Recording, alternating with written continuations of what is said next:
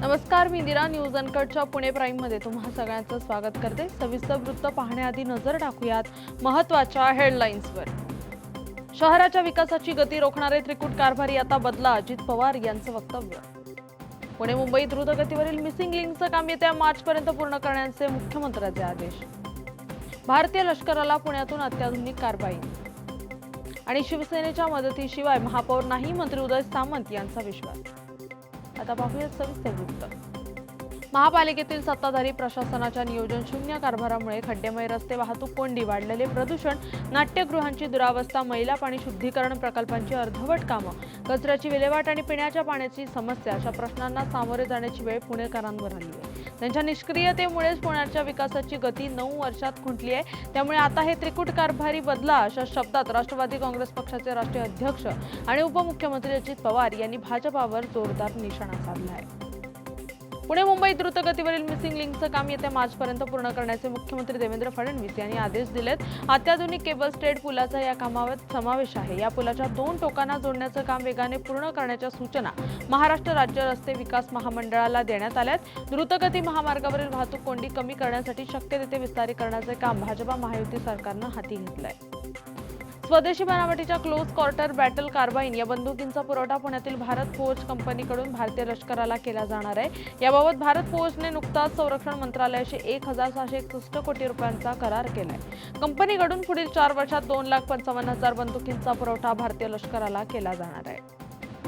पुण्यात शिवसेना 120 जागा लढवते, त्यापैकी दखल घेतली जाईल एवढे नगरसेवक निवडूनच येतील. शिवसेनेला विश्वासात घेतल्याशिवाय पुण्याचा महापौर होणार नाही, असा विश्वास शिवसेनेचे नेते मंत्री उदय सामंत यांनी व्यक्त केला आहे. बातमीपत्रात वेळ झाली आहे छोट्याशा विश्रांतीची. लगेचच परत येऊ. तोपर्यंत पाहत राहा न्यूज अनकट. ऐतिहासिक वारसा लाभलेला मराठ मुलूक महाराष्ट्र. या महाराष्ट्राला विविध रंगी छटा आहेत.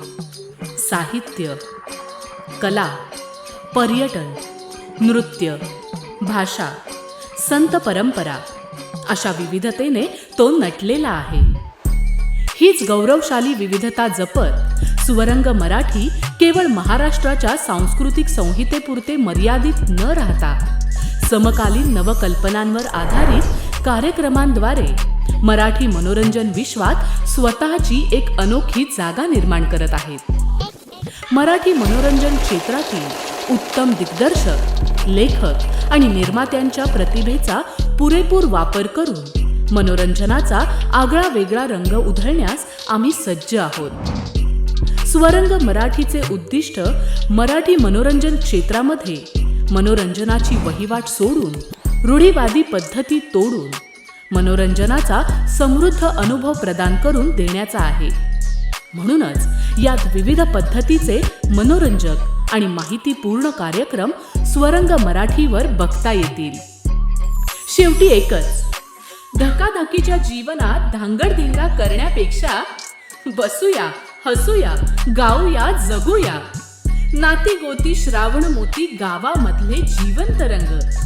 नाती गोती श्रावण मोती गावामधले जीवंत रंग. चला जोडूया, चला पाहूया, जशी संस्कृती तसा स्वरंग. बातमीपत्रात पुन्हा एकदा स्वागत. आता पाहूया उर्वरित काही महत्त्वाच्या घडामोडी.